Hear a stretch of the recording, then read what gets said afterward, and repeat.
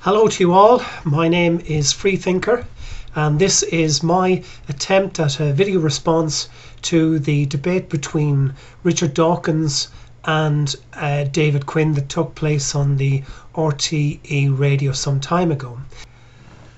What I would like to do is to, I suppose really is to contradict the title in the video that Richard Dawkins got his sorry ass kicked by David Quinn.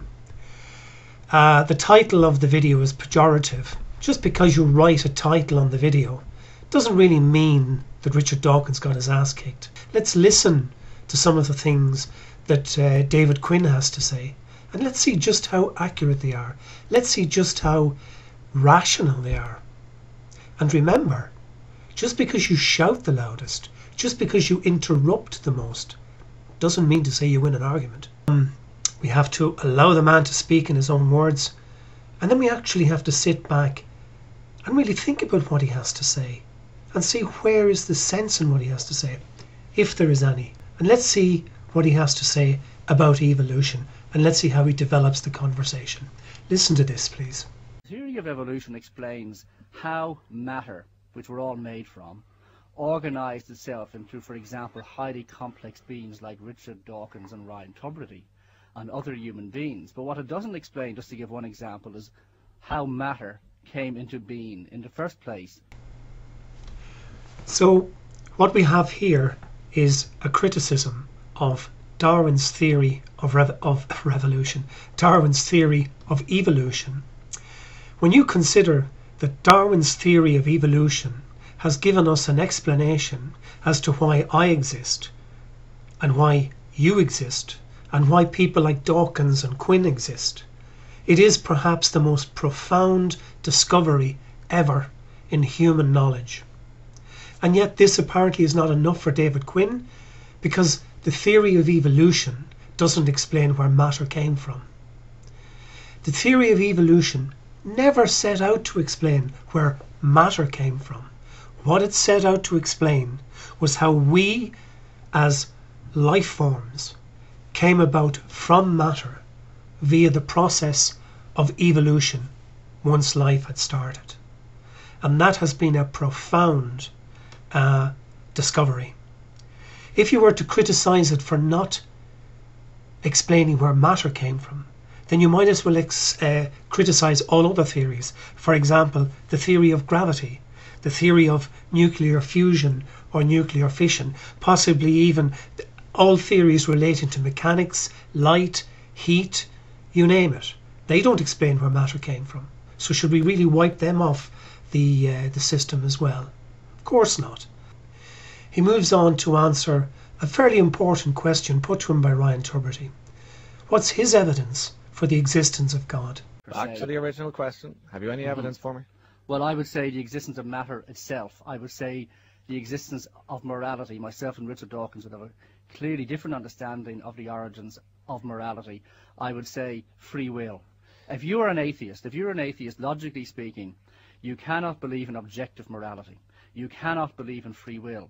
These are two things that the vast majority of humankind implicitly believe in. We believe, for example, that if a person carries out a bad action, we can call that person bad because we believe that they are freely choosing those actions. Okay, now just quickly, an atheist believes we are controlled completely by our genes and make no free actions at all. What evidence do you have, Richard Dawkins, that you're right? I certainly don't believe a word of that. I do not believe we're controlled wholly by our genes. Let me go back to the really important thing that Mr. Quinn said. How are we independent of our genes by your reckoning? What allows us to be independent of our genes? Where is this coming from? Environment, for a start. No, but hang on. But that also is a product of, if you like, matter. To what Mr. Quinn But says, it has an awful lot to do. rebut. It has an awful lot to do with religion, because if there is no God, there is no free will, because we are completely phenomena Who of says matter. there's no free will if there's no God? I Well, mean, what a ridiculous thing to say. William Provine, for one, who you quote in your book. So that gives us all a flavour of the way that David Quinn debates. It's always, wait a minute, but, etc. However, let's take the point. He says, William Provine, who is a sort of a scientist philosopher, he is an atheist, he is a believer in evolution, And he has come up with this idea that if we believe in evolution, that a consequence of that is that evolution determines that we have no free will. There are some scientists that agree with it. There are many scientists who do not. But first things first, this is what the debate is about. Richard Dawkins is the God delusion. He says, you quote William Provine in your book. He doesn't. William Provine is not quoted in this book at all. And if you check under free will, you will find nothing in the index that indicates that free will is discussed in this book. I cannot find William Provine, and I cannot find free will discussed in this book. So you're wrong, David Quinn. You're wrong about that. What you say is simply not true. Check your facts.